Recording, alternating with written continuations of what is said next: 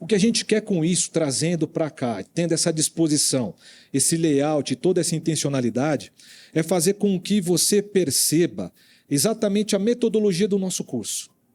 A metodologia que é, e eu posso dizer para vocês, com base naquilo que te trouxe aqui, que obviamente não é o Robinson Jacinto que te trouxe aqui, é o Ed Renekiewicz. Obviamente, a gente tem que falar a verdade, né? Mas a temática que eu encomendei para o nosso pastor, ela tem tudo a ver exatamente com essa nossa proposta. Essa proposta dialogal, essa proposta que deseja ser dialogal. Então, o que nós estamos falando, tratando, ou queremos tratar acerca do fazer teológico ou de construir uma teologia de maneira dialogal ou dialógica. Daí, para os educadores de plantão, já tem uma sinalização clara, né, que quando a gente traz essa realidade, esse conceito de diálogo, nós estamos recorrendo às fontes da educação, da pedagogia, para dialogar com a educação teológica e assim proporcionar um outro jeito de fazer teologia. Então, no próximo ano, nós vamos completar, pelas minhas contas, 10 anos de curso Vida e Missão. E aqui eu tenho os professores e professoras facilitadores, aqui que desde o início estão conosco, fazendo essa produção comunitária acontecer, e eles estão de prova e podem confirmar, né, essa minha fala, de que a nossa metodologia é o que faz a diferença. Não porque somos os melhores no que fazemos, longe disso. Mas é verdade que existe toda uma intencionalidade, um jeito, e existem escolas. E nós optamos por um tipo de escola que nos traz um ferramental que possibilita pensar a teologia ou fazer teologia de uma maneira que não se preocupa um tanto quanto com o sexo dos anjos ou quantas penas o arcanjo Miguel tem. Isso é muito bom, desde uma filosofia. Isso é excelente. Quem não gosta de ficar elucubrando acerca dessas verdades e esses absolutos universais? É muito bom, é muito gostoso e eu incentivo você a trilhar esse caminho também. Porém, entretanto, todavia, quando a gente faz essa provocação dialogal, o que nós queremos aqui é exatamente como a vida como ela é, lá quando o ônibus está lotado, o trem está atrasado, ou de repente a marginal, por um espirro que alguém deu lá e alagou tudo. E quem mora em São Paulo sabe do que eu estou falando. De repente, para aqueles que estão nos escutando aqui pelo YouTube, que não moram aqui na capital, caramba, não tem essa dimensão. Mas é verdade que na nossa vida, no cotidiano, a vida como ela é, exige da gente algumas respostas. Exige da gente alguns posicionamentos. E como a gente vai fazer isso à luz das Escrituras, que é essa fonte autoritativa da nossa tradição e que inspira, né, muitas gerações e nos chegou hoje como um legado para refletir a luz dessa tradição, mas agora a responder os dilemas do hoje, desse tempo que se chama hoje. Então, gente, o que eu tenho em mente e a minha provocação, como esse que, em parte, cuida dessa dimensão do nosso curso, que pensa começo, meio e fim, posso dizer para vocês, sem sombra de dúvidas, que o curso Vida e Missão, ele se resume pela sua metodologia. Logo, nós podemos utilizar uma outra metodologia melhor, mas hoje, até hoje, nesses quase 10 anos, essa metodologia é dialogal. E aí o que se trata para fazer uma espécie de um segundo preâmbulo e assim ter o Ed para provocar a nossa reflexão naquilo de como a gente pode fazer essa teologia, né?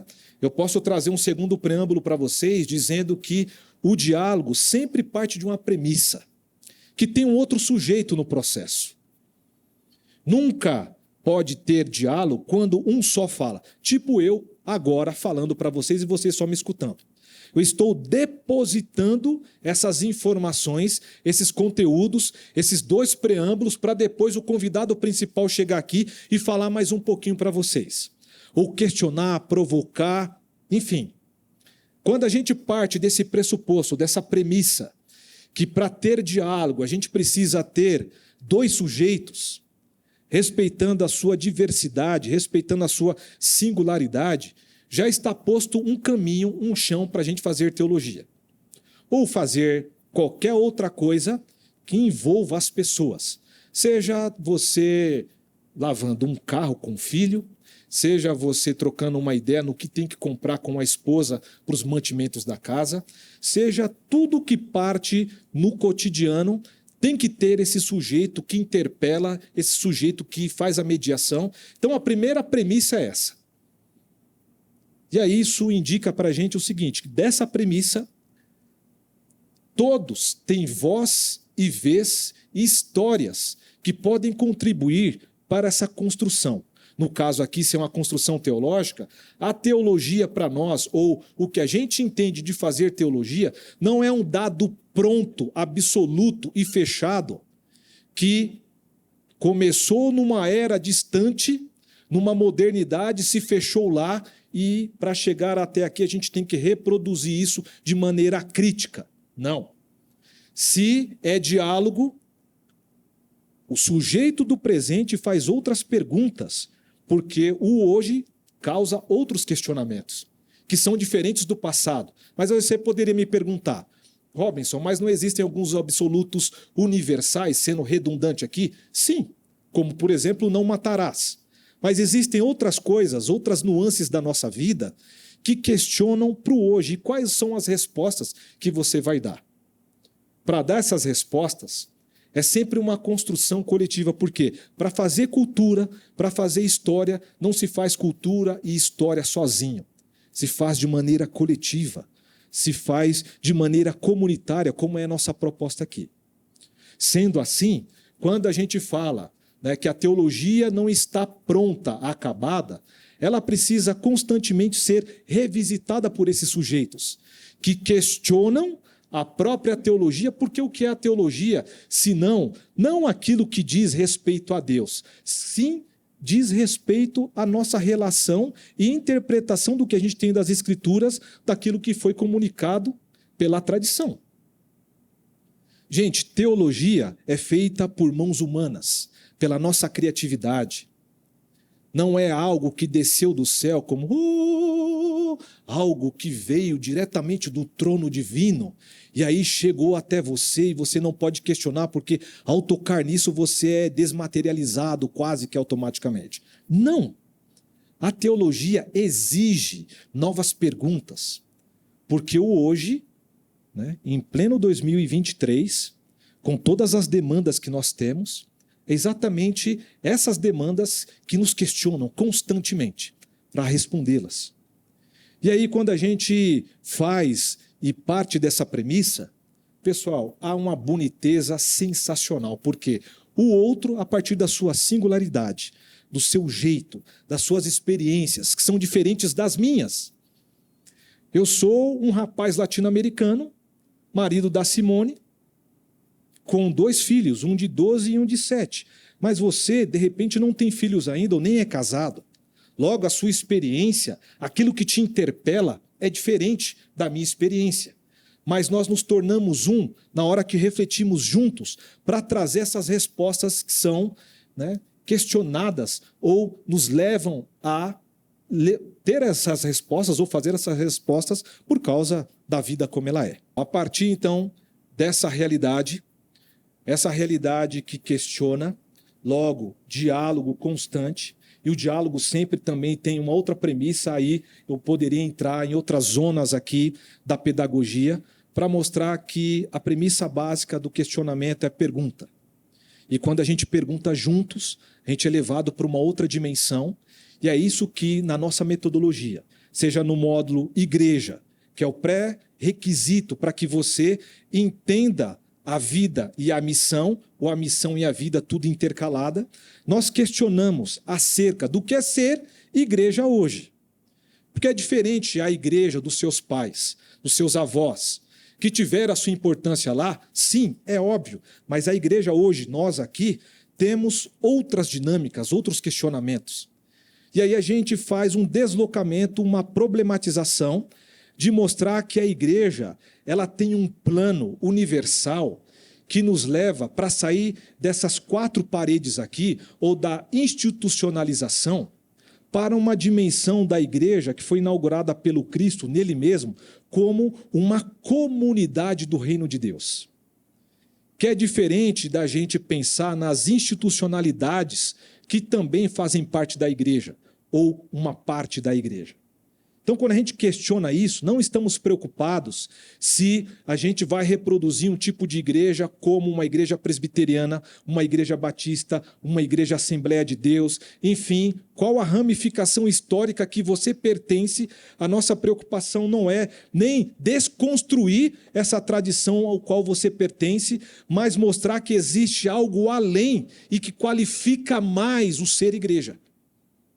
E isso, sendo desconstruído, nos leva a pensar agora todas as outras dimensões que nos interpelam, como, por exemplo, ser família, a nossa relação de trabalho, de trampo, de fazer o nosso ofício no mundo, e também a nossa incidência na vida como ela é, na sociedade, tão marcada por N determinantes sociais históricos. Tudo isso, quando a gente se compreende agora como esse agente do reino de Deus, para sinalizações históricas do reino de Deus, a gente consegue, então, agora qualificar melhor. E é sempre uma tentativa, tá, pessoal? Porque a gente ainda não chegou lá, mas a gente consegue qualificar mais as nossas relações familiares com todas as configurações que existem hoje, o nosso trato com o dinheiro, com o trabalho, deslocando aquela compreensão tanto quanto dicotômica, que o trabalho é enfado da carne, e que traz peso numa leitura ou interpretação de Gênesis, certo? E aí, como que você usa tudo isso agora de maneira política na sociedade? Com intencionalidade política na sociedade, para essa sinalização do reino na cidade. Então, esse é o Vida e Missão, com a sua premissa, com a sua metodologia, que é questionar. E aí, para encerrar e passar para o Ed, você, como aluno, você como esse sujeito capaz, que tem uma história, que tem uma vivência, é fundamental no processo. Porque aqui também nós não estamos preocupados se você sabe a derivação do original do texto sagrado XYZ. Aqui a gente está preocupado em como você conjuga isso e se torna ou se conforma mais parecido com Cristo nas suas relações cotidianas. Então, você tendo uma vasta experiência no teológico, é bem-vindo. Se você ainda não sabe quantos textos bíblicos tem no Antigo Testamento e quantos tem no Novo Testamento, você também é bem-vindo. Se você tem dúvidas de como ser mais parecido com Jesus para as relações que você tem na vida, você também é bem-vindo, você também é um possível colaborador para essa construção comunitária. Possível não, já é um colaborador nessa construção comunitária. Logo depois desse preâmbulo, vamos ver como que o Ed, ou a partir de quais provocações o Ed vai nos levar, e depois dessa provocação, o microfone vai estar aberto para que, então, embebido desses questionamentos, a gente tenha um papo com o Ed aqui, para verificar desde a perspectiva dele como que a gente pode resolver algumas questões que, de repente, vão surgir aí na sua cabeça. E aí, porque o Vida e Missão também é assim, pessoal. Tem dias que a gente sai sem respostas, porque foram vários questionamentos, e aí é no caminhar, semestralmente, fazendo esse pequeno grupo acontecer, que, de repente, em algum momento, a resposta vai também ser dada. Então, gente boa, muito obrigado pela sua paciência de me ouvir aqui com esses dois preâmbulos. E agora eu convido o nosso querido pastor Ed para que venha aqui e nos conduza nessa aula. Gente, obrigado. Pastor, seja bem-vindo. Fique à vontade. Boa noite a todo mundo. Também estou curioso agora como é que eu vou dar essa aula, porque o Roberto já explicou tudo. E vamos ver por onde que eu consigo andar depois desse preâmbulo. Obrigado. É um prazer estar aqui com vocês no Vida e Missão, 10 anos de Vida e Missão, o nosso programa de formação, de reflexão teológica dentro do IBAB Educação, da IBAB. O tema da noite é fazer teologia por meio do diálogo. E eu quero começar sublinhando fazer teologia. Por que fazer teologia? A teologia já não está feita? Sim e não. Existe uma parte da teologia ou um corpo teológico que é razoavelmente consensado por toda a tradição cristã. Por exemplo, os dogmas a respeito da natureza, da divindade de Jesus Cristo. Concílio de Niceia, 325 da era cristã, da era comum. Concílio de Calcedônia, 451. Então você imagina que no ano 451 da era comum, os caras estavam discutindo natureza e divindade de Jesus Cristo. Jesus é 50% homem, 50% Deus. Jesus é da mesma substância de Deus, da mesma essência de Deus. Aliás, Deus tem essência. Quando você ouve a palavra essência, você lembra de Aristóteles e de Platão. O que isso tem a ver com a teologia do Novo Testamento, com a cultura semita? Pensa que o dogma da Trindade, por exemplo, demorou uns 400, quase 500 anos para ser estabelecido. O Espírito Santo, por exemplo, alguns teólogos diziam que era o vínculo entre o Pai e o Filho. Ou, em outras palavras, o Espírito Santo era o outro nome do amor. Ele não era uma pessoa, ele era o vínculo de amor entre o Pai e o Filho. Até que a teologia dissesse, não, o Espírito Santo é uma pessoa. Mas é uma pessoa do mesmo jeito que eu sou uma pessoa e que você é uma pessoa. Nós podemos falar de Deus como Deus sendo uma pessoa. Então vieram os caras e disseram, não, Deus não é uma pessoa, é uma hipóstase, é uma essência. Outros disseram, não, ele não é uma pessoa, ele é uma persona, ele é uma máscara. Não dá para saber o que Deus é em essência, só dá para saber o que ele é na aparência. Olha as discussões dos caras. Isso levou uns 500 anos para ser resolvido. Então, quando a gente chega a um lugar em que afirma Jesus Cristo é verdadeiramente homem, verdadeiramente Deus, o Espírito Santo é a terceira pessoa da Trindade e Deus é uma triunidade, mas é um só Deus. No início, algumas pessoas nos questionam como não sendo monoteístas. Monoteísta é o islamismo que só tem Alá e o judaísmo que só tem Yahvé. Nós somos politeístas, nós temos 3 deuses, um que é o Pai, outro que é o Filho, outro que é o Espírito. Aí vem o teólogo cristão contemporâneo dizer, eu não posso acreditar num Deus que mata seu filho, como se houvesse um Deus que mata e um Deus que morre. Ué, não é um Deus só? Como é que um mata e o outro morre? É um só. Então veja que nós já estamos com 2000 anos depois da cruz, e os teólogos contemporâneos conseguem dizer que tem um Deus que mata e um que morre, quando na verdade nós somos monoteístas. Precisa resolver esse problema aí. Então você vê que a teologia ela está pronta, mas só que não. É claro que os nossos dogmas fundamentais, a Bíblia é a palavra de Deus. A Bíblia é a palavra de Deus ou ela contém a palavra de Deus? Bíblia, palavra de Deus, escrituras sagradas, são sinônimos ou cada coisa diz uma coisa? Bíblia é um livro, a palavra de Deus é a palavra falada de Deus, e as escrituras sagradas são o compêndio de livros que Jesus lia na sinagoga. Jesus entrou na sinagoga e leu Isaías.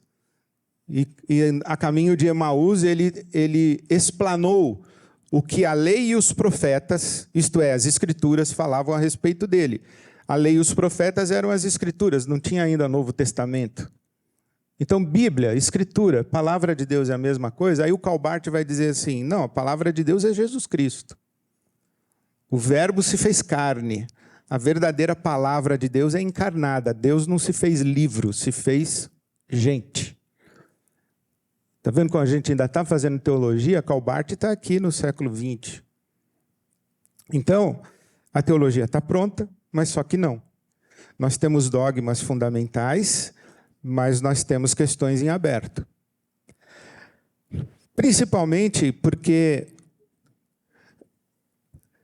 fazer teologia na maneira como nós no Vida e Missão estamos usando a expressão fazer teologia, tem a ver com uma tradição teológica da América Latina, que é a tradição de teologia contextual, que é uma teologia que parte da realidade das pessoas que estão nos ouvindo ou com quem estamos em diálogo.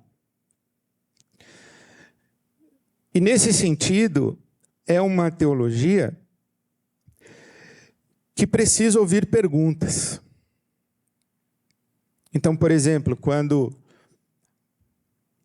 o Luiz Gonzaga canta, quando olhei a terra ardendo qual fogueira de São João, eu perguntei a Deus do céu, por que tamanha judiação?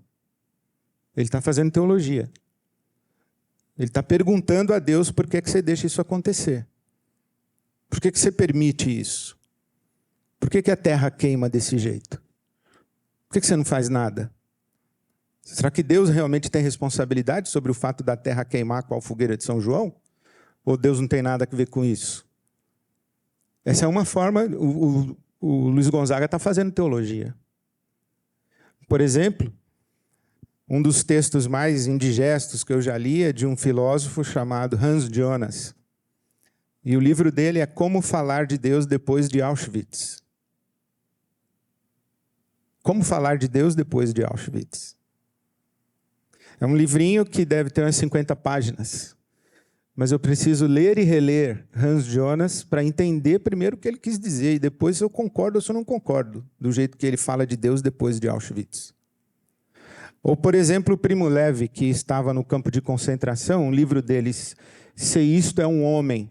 Ele conta a história que 2 judeus estavam pendurados numa forca, esquálidos, quase cadavéricos, esqueléticos, pendurados ali numa forca, e alguém grita, onde está Deus? E do meio daquele grupo de homens, alguém responde, ali, pendurado na forca. A resposta está certa? Num campo de concentração nazista, Deus está nas vítimas que foram mortas. Deus estava realmente pendurado na forca? Essa resposta está certa? Se você fosse o professor da escola dominical em Auschwitz, você ia dizer, não, irmão, resposta equivocada, leia Gálatas 3:29. Não tem Gálatas 3:29, eu acho. Então você vê como a teologia ela está pronta, mas não está pronta. Nós temos muitas perguntas no nosso dia a dia que nos interpelam e nós precisamos responder. Pastor, o meu pai está sobrevivendo por aparelhos, eu posso desligar?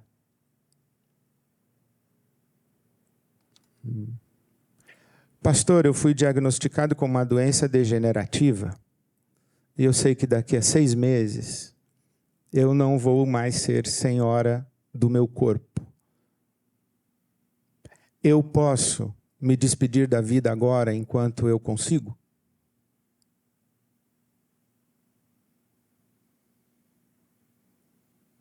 Pastor, o meu marido está vegetativo numa cama.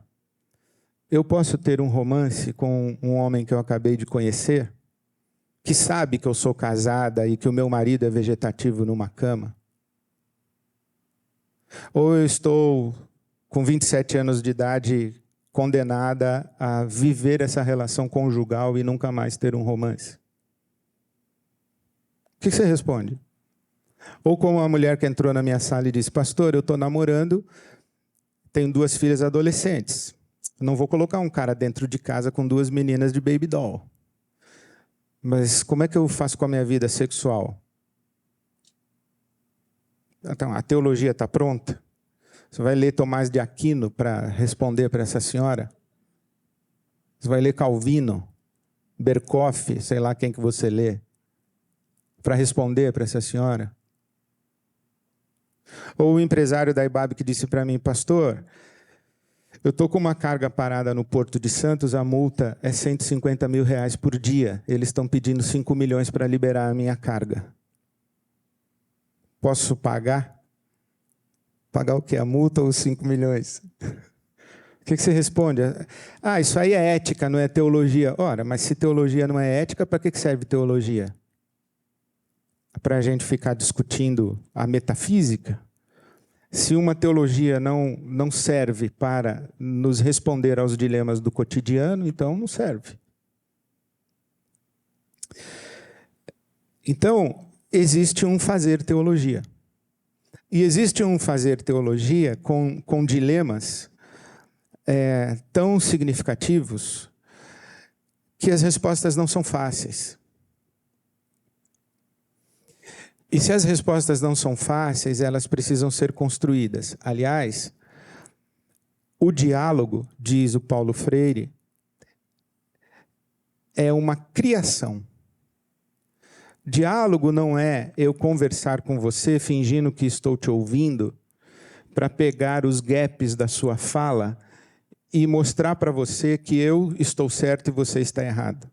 Isso não é diálogo, isso é catequese. Isso é venda, não é diálogo. O diálogo é uma criação. Eu entro com o que eu tenho, você entra com o que você tem, e nós dois juntos saímos com uma terceira coisa. Então, diálogo é criação. Então, o inimigo do diálogo é o proselitismo e a catequese.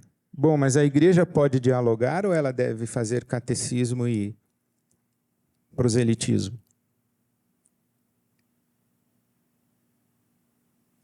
Nós fomos chamados para conversar com o mundo ou para converter o mundo? Está vendo como a teologia não está pronta? Então, quando a gente fala de fazer teologia a partir do diálogo, o diálogo, ele pressupõe esse respeito ao outro.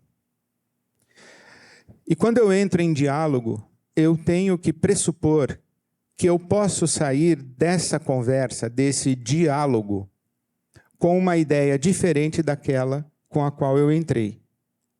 Senão, não é diálogo. Senão, eu fingi que fui dialogar, mas eu não fui dialogar.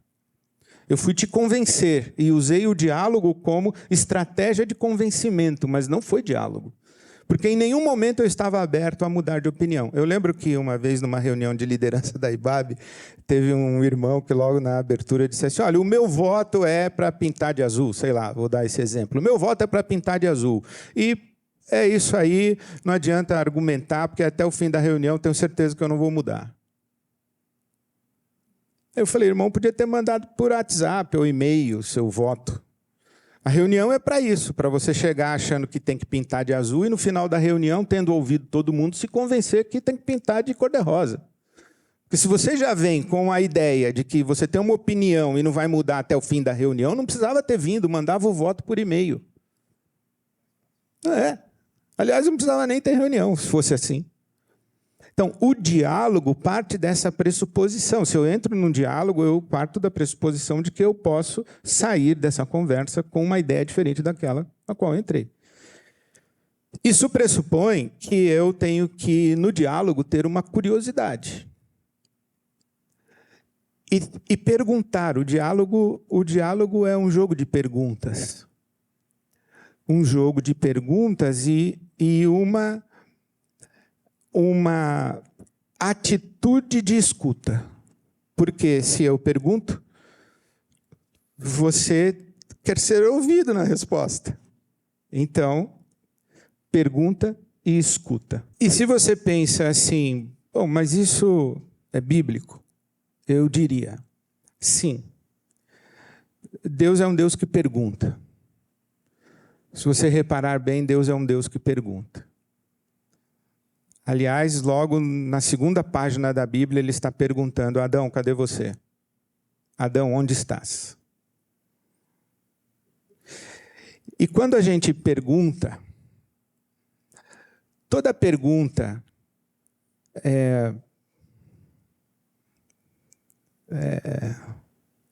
toda pergunta Eu ia usar inteligente, mas coloco o inteligente aí, fica a seu critério. Toda pergunta inteligente obriga o perguntado a responder primeiro para si mesmo.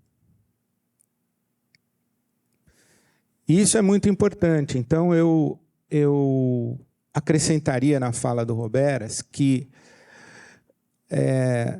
quando eu estou falando aqui não está havendo diálogo. Eu diria, pode não estar havendo diálogo porque você não está respondendo para mim, eu não estou ouvindo. Mas a minha fala pode ser dialógica, porque ela está suscitando perguntas dentro de você e você está conversando com você mesmo enquanto você está me ouvindo. É diferente de uma fala dogmática, que não dá para você margem. Por exemplo, eu tenho um amigo que ele fala assim, o que você acha disso? Ele diz, eu não, a palavra de Deus diz. Quer dizer que se eu não concordar com o que você acabar de dizer, é que eu não concordo com a palavra de Deus, né? Ou então ele responde assim, Ed, que pergunta, qualquer pessoa inteligente sabe que é isso, isso, isso. Quer dizer que se eu não concordar, eu sou burro. Então, existe uma fala que é autoritária, uma fala que é dogmática, uma fala que encerra a conversa. Mas tem uma fala que pode ser dialógica. Eu posso falar uma coisa para você e nem ficar para ouvir, e você vai ficar uma semana pensando naquilo que eu falei. Foi uma fala dialógica. Principalmente se na minha fala não houver um juízo de valor a seu respeito. Você é ignorante, você é incrédulo, você é carnal, você não conhece nada da Bíblia, você é imaturo ainda. Se eu não falo nada, eu só sugiro para você e deixo você pensando, essa é uma fala dialógica. E o que você vai encontrar dentro de uma sala de aula e de um grupo de estudo do Vida e Missão são falas dialógicas. Você não é obrigado a concordar com tudo, mas você é obrigado a pensar em tudo que você está conversando. Você não é obrigado, inclusive, a responder tudo, discutir com todo mundo. Em algum momento você vai dizer, isso aí eu não concordo não sei, não faz o menor sentido para mim. Isso fica na sua. Porque quando a gente ouve, a gente muda de ideia. Eu tinha um professor, Richard Sturz, e eu me lembro perfeitamente que ele chegou no quadro de giz uma aula e falou assim, hoje a aula é sobre a doutrina bíblica e a verdade do calvinismo. Ele deu uma aula sobre calvinismo, eu virei calvinista. Aí ele falou assim, o problema do calvinismo é esse aqui, Quando ele acabou, eu já não era mais calvinista. Na outra aula, ele falou, hoje a aula é sobre a verdade do arminianismo. Aí eu virei arminianista. Depois desvirei. Porque ele dava aula assim. Ele não vinha dizer o que é. Ele dizia, olha, tem isso, tem isso, tem isso, tem isso, tem isso, tem isso. E você vai chegar às suas próprias conclusões. Isso é um processo dialógico que vai municiar você de informação e trilhas para você fazer a sua própria reflexão. Estudar não é para gente preguiçosa. Eu diria que para gente preguiçosa tem outras coisas para fazer. Não é estudar. Estudar dá trabalho. Tem que ler.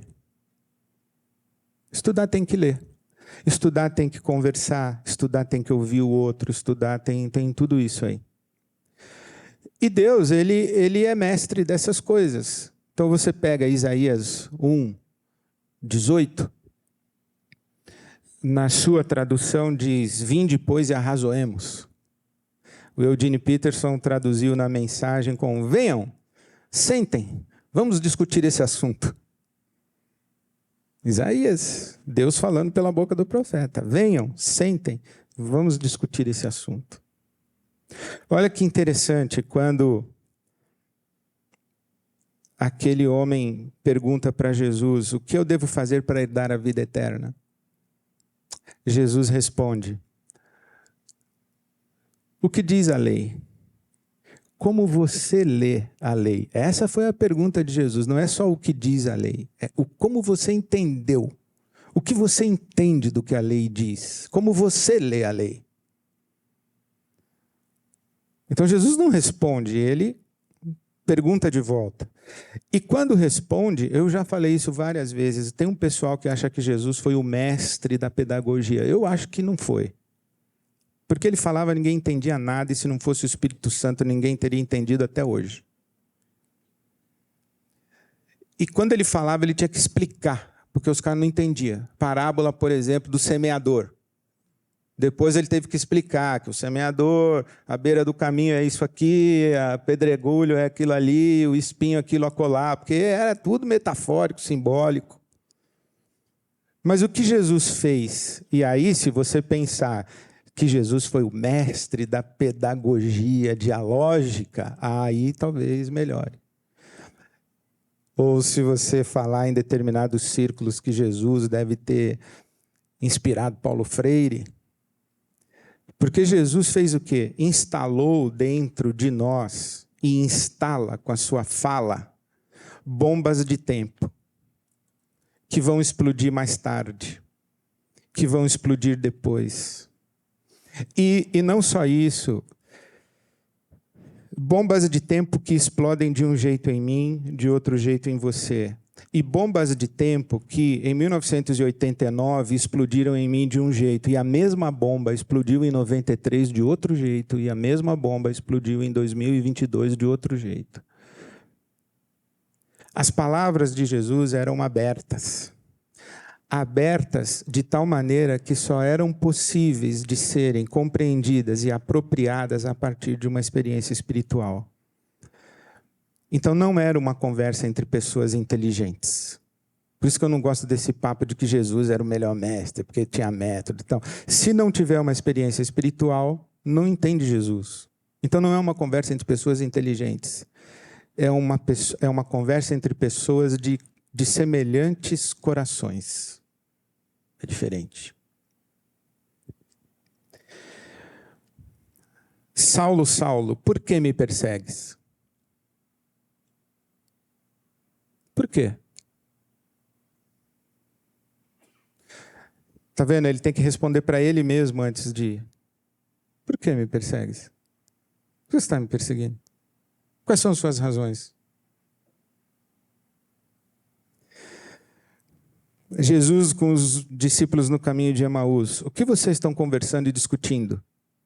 Você que não sabe das últimas notícias, quais notícias? Aí já tem uma conversa muito interessante. Olha no caminho de Emaús quantas vozes tem. Das notícias. Dos fatos que a notícia noticiou. Porque uma coisa é o fato, outra coisa é a notícia, né? O fato é a ressurreição, a notícia é que roubaram o corpo de Jesus. Então tem fato e tem notícia. Que notícia? Tem as Escrituras, tem a voz de Jesus, tem a voz dos dois discípulos que caminham. É interessante quando você vai conversar com as pessoas a respeito de notícias e ouvir o que elas pensam a respeito das notícias. E ouvir o que as pessoas afetadas pelas notícias sentem a respeito das notícias. Isso significa que você não pode chegar sabendo, não pode chegar acreditando que você sabe o que as pessoas estão sentindo e estão pensando. Eu lembro quando eu fui para Angola, eu estava ouvindo os pastores angolanos e um deles falou assim: pastor, tenho um pedido para lhe fazer. Qual? Não mande mais missionários para Angola. Falei, porque a Angola já está evangelizada, já não precisa mais, você já tem uma igreja autônoma e tal. Falei, não, nós precisamos, mas não precisamos de missionário, nós precisamos de empresário, nós precisamos de gente que vem aqui abrir padaria, fábrica de sapato, vem arrumar, dar emprego para a gente. Manda uns crentes fiel a Jesus, mas que seja empresário. Mandar missionário. E eu voltei dessa viagem, isso acho que foi 98, 99. Eu voltei dessa viagem, chamei a Ana Alzira e falei, Ana, o tempo do missionário profissional acabou. Agora é o tempo do profissional missionário. Mudou minha perspectiva de missões. Aí o meu filho, com 15, 14, 13, sei lá quantos anos o Vitor tinha, falou, pai, quero ser missionário. Eu falei, você vai estudar o quê para ser missionário? Eu vou para o seminário. Eu falei, não. Para quê? Aí aprender teologia e tocar violão lá na África? Os caras tocam violão melhor que nós. Você vai estudar agronomia, você vai estudar engenharia, você vai estudar medicina, você vai estudar odontologia, você vai estudar mecânica, você vai, sei lá o que você vai fazer, mas tem que ir lá, servir o povo e dar o seu testemunho como cristão no meio do caminho. Você vai lá para ser missionário? Missionário não tem nada para levar lá. Os caras não vão ouvir os missionários. Está certo ou está errado? Não sei, desse jeito. Então, enfim, fazer teologia é um trabalho que não tem fim. Num processo constante de pergunta e escuta, de atenção e respeito ao outro e de abertura para a surpresa que o Espírito que nos guia toda a verdade pode trazer para nós. Então, se você entrar no Vida e Missão achando que você já sabe, pode ser que você já saiba, mas você vai se deparar com muitas questões, perguntas, perspectivas que você ainda não sabe. E eu encorajo você a abrir seu coração e a sua mente para aquilo que você ainda não sabe. E também para você abrir o seu coração e a sua mente para enxergar por outros ângulos e por outras perspectivas aquilo que você já sabe.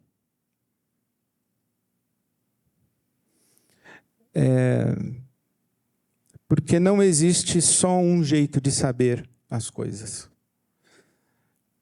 Então, acho que era isso que eu tinha para falar, Roberas. Eu espero ter suscitado perguntas e provocado você e dar boas-vindas a você ao Vida e Missão, o nosso programa de formação e reflexão teológica da IBAB. Amém. Obrigado.